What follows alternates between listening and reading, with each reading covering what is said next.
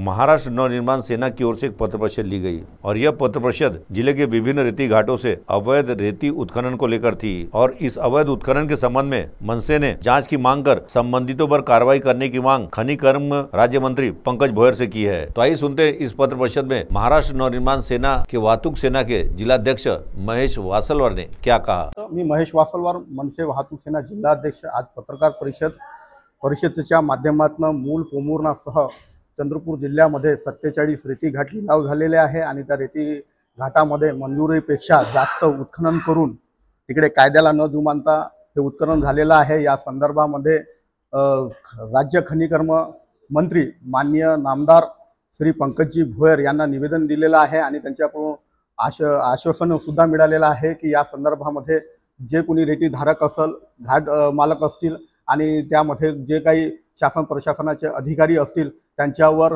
लवकरात लवकर चौकशी करून संबंधित त्या चौकशीच्या अंतर्गत येणाऱ्या दोषी व्यक्तींवर दंडात्मक आणि फौजदारी गुन्हा दाखल करून लवकरात लवकर कारवाई करणार असं आश्वासन त्यांनी दिलेलं आहे। याच माध्यमातून ही पत्रकार परिषद होती।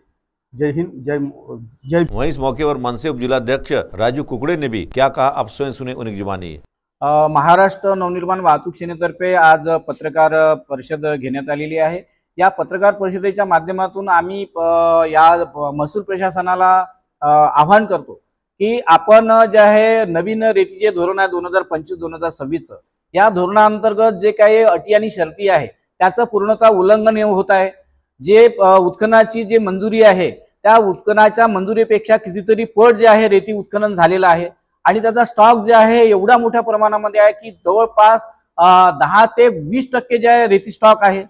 आणि हे सर्व काय होत आहे तर महसूल प्रशासनाचे अधिकारी जे आहेत त्याच्यामध्ये सामील आहे।